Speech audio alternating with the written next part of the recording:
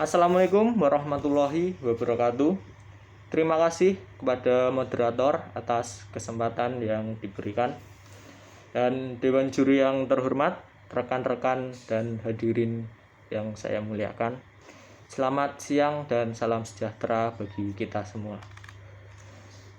Dewan Juri dan hadirin sekalian, sebelum kita mendebatkan mosi kita pada siang hari ini, izinkanlah saya dari SMA Negeri 1 Ngawi untuk memperkenalkan diri terlebih dahulu. Saya Taka Abdan Sakura sebagai pembicara pertama dari tim kontra pemerintahan.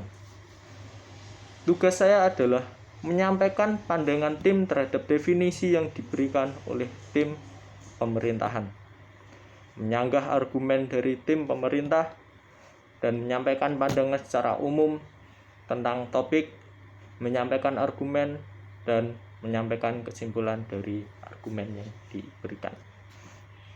Hadirin sekalian, mosi yang diperdebatkan pada siang hari ini adalah Dewan ini menyesalkan narasi Galatikzu dan segera menghentikan semua proyek penelitian terkait alien. Agar pembicaraan ini terarah, izinkan saya untuk menyanggah atau menanggapi argumen dari tim pemerintah terlebih dahulu. Penggunaan uang pajak untuk proyek ini sudah disetujui oleh pemerintah. Dan jika memang masyarakat ingin mengetahui hasil kerja dari proyek tersebut, akan kami tunjukkan beberapa penemuan dari proyek ini. Yang pertama, mengenai tanda-tanda adanya kehidupan di luar angkasa. Sebagai dasar pencarian kecerdasan ekstraterestrial, peneliti menggunakan karakter planet bumi sebagai patokan untuk planet layak huni yang memungkinkan adanya kehidupan. Beberapa dari karakter tersebut adalah: yang pertama, planet memiliki permukaan padat atau berbatu. Yang kedua, memiliki air di permukaannya untuk mendukung siklus karbon dan siklus silikat karbonat. Yang ketiga, ukuran massa dan radius planet seukuran bumi. Yang keempat, temperatur permukaan planet cukup hangat untuk bisa dihuni makhluk hidup, namun juga dapat mempertahankan keadaan air di permukaannya. Yang kelima, kelas spektrum bintang induk mirip seperti matahari di tata surya. Yang sebagai contoh, kelas spektrum G, K, dan M. Jarak antara planet dan bintang induk tidak terlalu dekat ataupun terlalu jauh, atau berada di zona layak bumi.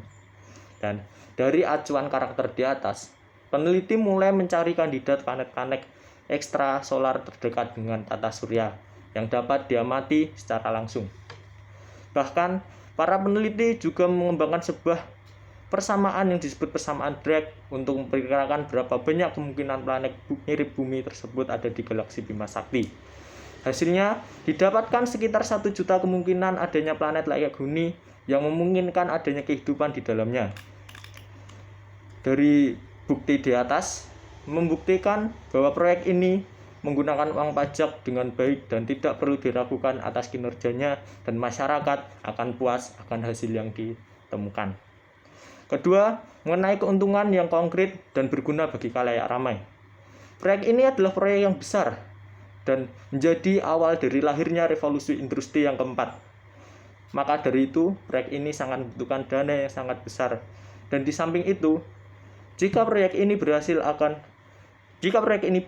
akan berguna bagi khalayak umum. Saya beri contoh, jika proyek ini berhasil dalam pengembangan planetnya, masyarakat terbantu mengenai masalah yang berkaitan dengan sumber daya alam, dan itu akan memberikan dampak keuntungan yang sangat besar.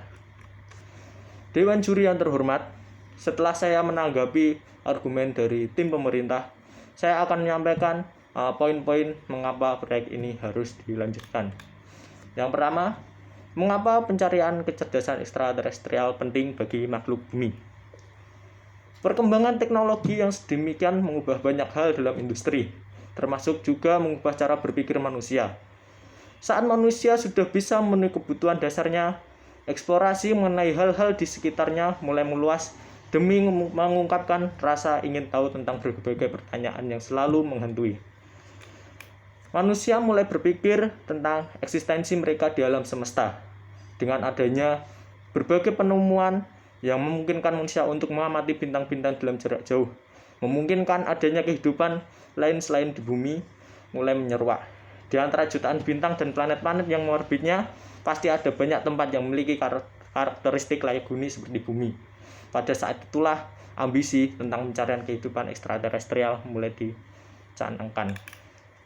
2. Manusia sebagai makhluk cerdas yang terus berevolusi. Manusia sebagai makhluk cerdas yang hidup di atas bumi terus-menerus melakukan adaptasi agar bisa mempertahankan spesiesnya. Pada awal mula kehidupan, manusia memanfaatkan sumber daya alam yang disediakan alam untuk bertahan hidup. Lama-kelamaan, manusia mencari cara untuk bisa menghasilkan lebih dari yang disediakan alam. Keinginan tersebut mendorong berbagai kemajuan di bidang ilmu pengetahuan.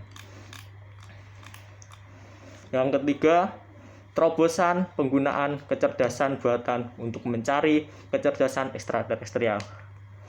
Adanya revolusi industri keempat telah membawa manusia ke sebuah era baru dari penggunaan teknologi. Munculnya primadona baru berupa kecerdasan buatan alias AI atau Artificial Intelligence membuat berbagai terobosan baru yang sebelumnya tak pernah dibayangkan bisa dilakukan oleh manusia. Secara definisi, kecerdasan buatan diartikan sebagai teori dan perkembangan sistem komputer yang mampu melakukan tugas-tugas yang membutuhkan kecerdasan manusia seperti persepsi visual. Dan dengan penemuan dan bukti-bukti yang dihasilkan oleh proyek ini, maka saya dari tim kontra pemerintah tidak menyetujui mosi. Dewan ini menyesalkan narasi Galactic Zoo dan segera menghentikan semua proyek penelitian. Karena dengan diberhentikannya proyek penelitian, maka era revolusi industri yang keempat tidak akan pernah terjadi dan upaya manusia untuk membuktikan misteri alam semesta tidak akan pernah terbukti. Sekian dan terima kasih.